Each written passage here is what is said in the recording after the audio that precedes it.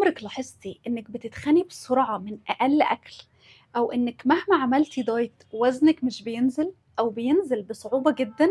بتحسي إنِك دايمًا جعانة ومزاجِك متقلب وتعبانة وحتى نومِك مش منتظم، أو بتحسي إن بطنِك دايمًا منفوخة أو عندِك كرش؟ دلوقتي انا بعمل كل حاجه في حياتي بصعوبه. ماشي. بلبس البنطلون بصعوبه، بلبس التيشيرت بمعجزه، الجزمه على ما البسها يعني ده اذا شفتها اصلا بنهج.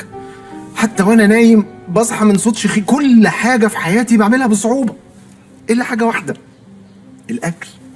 لو الحاجات دي مألوفة بالنسبة لك فممكن تكوني بتعاني من حاجة اسمها مقاومة الأنسولين. في الفيديو ده هشرح لك بالتفصيل يعني ايه مقاومة أنسولين، وبتظهر ليه، وبتأثر على جسمك ازاي، وايه هي التحاليل اللي تكشفي بيها عن الموضوع ده، وكمان أهم خطوات العلاج من غير ما تحسي انك محرومة، ومن غير ما تدخلي في دايت قاسي يخليكي تكرهي الأكل، وازاي نحل المشكلة دي تماما. خليكي معايا للآخر، لأن لو فهمتي مقاومة الأنسولين وعالجتيها هتحسي بتغيير كبير جدا، مش بس في جسمك، ده كمان في طاقتك وفي بشرتك وفي مودك.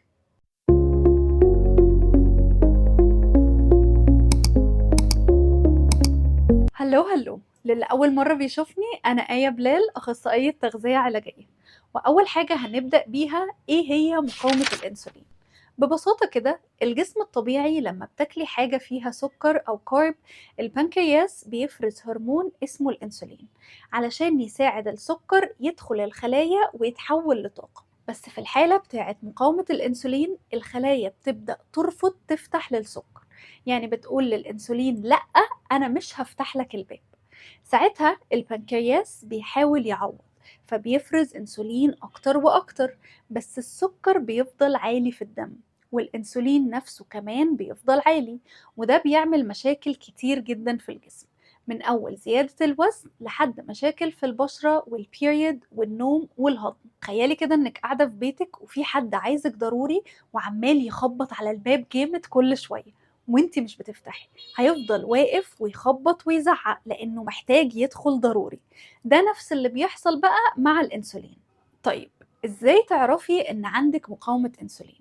في أعراض كتير ممكن تظهر عليكي ومش شرط كلها، بس لو لقيتي نفسك بتعاني من أكتر من عرض لازم تبدأي تاخدي بالك. إنك تبقي بتحسي بجوع مستمر حتى بعد ما تاكلي، بتشتهي حاجات مسكرة أو نشويات طول الوقت، وزنك بيزيد بسرعة خصوصا في منطقة البطن، لو عندك تعب وخمول ومش بتقدري ان انتي تصحي بسهولة، لو بشرتك دهنية او فيها حبوب كتير وخصوصا حوالين الدقن والرقبة، لو بتلاحظي سواد بسيط في الرقبة او الاندر ارمز او حوالين الفخذ، او لو البيريد مش منتظمة عندك او بتتأخر كتير، لو مزاجك متقلب وبتحسي باكتئاب او توتر من غير سبب، أو لو نومك مش مريح أو بتصحي كتير بالليل. دي كلها إشارات بيبعتها لك جسمك علشان يقولك خلي بالك في حاجة غلط. تعملي إيه بقى علشان تتأكدي؟ التحاليل هي أسهل طريقة نقدر نعرف بيها إذا كان عندك فعلا مقاومة أنسولين ولا لأ، ومش لازم تكون التحاليل دي معقدة. دول شوية تحاليل بسيطة بتتعمل في أي معمل وهتوضح لنا الصورة، وأهم التحاليل دي بتبقى تحليل السكر الصايم، وتحليل الأنسولين الصايم، وتحليل الهوما اي ار، ده معادلة بين السكر والأنسولين علشان نعرف نسبة المقاومة عاملة ازاي، وتحليل ال HbA1c اللي هو السكر التراكمي، وممكن كمان تحليل للدهون الثلاثية والكوليسترول لأنهم بيتأثروا بمقاومة الأنسولين. لو لقينا الأنسولين الصايم عالي والسكر معاه مش طبيعي بيبقى فيه مقاومة أنسولين. والأهم إن التحاليل دي تتفسر صح مع دكتور، لأن في ناس بتشوف السكر طبيعي فتقولك لأ أنت كده مفيش أي مشكلة عندك، مع إن الأنسولين بيكون عالي جدا في الخلفية وهم مش واخدين بالهم. طيب لو طلع عندك فعلا مقاومة أنسولين تبدأي منين؟ أول خطوة في العلاج، ودي أهم حاجة لازم تقتنعي بيها، هي تغيير أسلوب حياتك كله.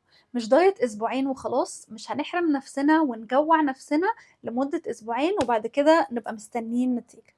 احنا هنعمل تغيير في نوعية أكلك ونظام نومك وحركتك وطريقة تفكيرك في جسمك. ومش لازم خالص ان انت تخسي بسرعة، المهم ان جسمك يبدأ يستجيب تاني للانسولين. يعني عايزين نعلم الخلايا تفتح الباب تاني وتسمع للانسولين. طيب ايه هي بقى اهم خطوة؟ اهم خطوة هي الاكل. ايوه، نوعية اكلك هي اهم خطوة. مش بس تقليل الأكل، لكن نركز على بناكل إيه وإمتى وإزاي. أول حاجة محتاجة تقللي الكارب اللي بيرفع السكر بسرعة. زي إيه؟ زي السكر الأبيض والعيش الأبيض والرز الأبيض والمكرونة والعصاير المحلاة والحلويات والمشروبات الغازية. يعني نقلل السكريات والنشويات السريعة. بس ده مش معناه إننا نجوع، بالعكس، إحنا هنستبدلها بأكلات هتدي الجسم طاقة وفي نفس الوقت ما ترفعش السكر بسرعة، زي البروتينات، زي البيض والفراخ واللحمة والسمك والتونة، والدهون الصحية زي زيت الزيتون وزيت جوز الهند والأفوكادو والمكسرات، وخضروات ورقية وخضار مشوي. وكمان ممكن ناخد فواكه سكرياتها قليلة زي الفراولة والتوت والتفاح الأخضر.